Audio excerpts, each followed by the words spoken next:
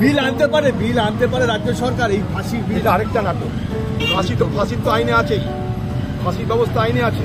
সেই আইন বলে নির্ভয়া কাণ্ডের যারা অপরাধী তাদের 4 জনের ফাঁসি হয়েছে।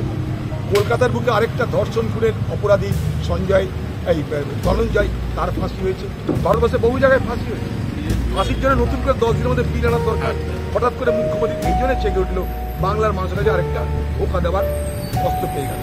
দেখো আমি কত কড়া, আমি ফাঁসির বিল আনছি, পার্লামেন্টে দেখো আপনার ফাঁসির বিল আসলো না, আমার তো কিছু করার না। প্রশ্ন হচ্ছে যা ভারতবর্ষে যে আইন ব্যবস্থা আছে তাদের ফাঁসির ব্যবস্থা খুব ভালোভাবে দেওয়া আছে, কিন্তু কথা যে ফাঁসি দিতে গেলে আপনাদের প্রমাণ দরকার। দিদি সে প্রমাণটা দেবে না, কিন্তু ফাঁসির আওয়াজ দিবে। মনে কর একটা মুরগির ডিম হওয়ার আগে তাদের মুরগি দরকার, তবে তো ডিম হবে। দিদি বলছে না আমার কিছু দরকার নাই, আমি এমনি ডিম পারি। মুখ্যমন্ত্রী 28 তারিখে সবাই বললেন যে বাবা মাকে ইঙ্গিত করে বললেন যে এরা তদন্ত চায় না। আরেকটা মিথ্যাবাদী, বাংলার মুখ্যমন্ত্রী মিথ্যাবাদী। এখানে যে তিনি বলে গেছেন আমি আপনাদের টাকা দেবো, সিবিআই তদন্ত করবে।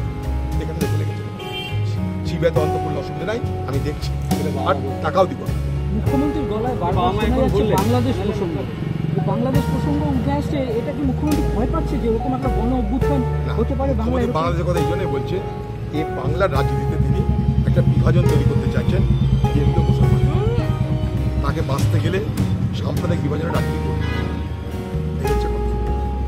তিনি সবকিছু ঘুরিয়ে ফিরিয়ে আজকে পশ্চিমবঙ্গের ধর্ষণ কাণ্ড, তার হত্যাকাণ্ডটাকে ঘুরিয়ে ফিরিয়ে তিনি এভাবেই হোক নিয়ে যাবেন।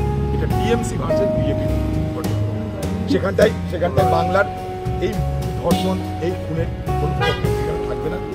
তিনি চাইছেন বাংলার আজকের অবস্থাটাকে বিজেপি ভার্সেস টিএমসি করতে। দেখা গেল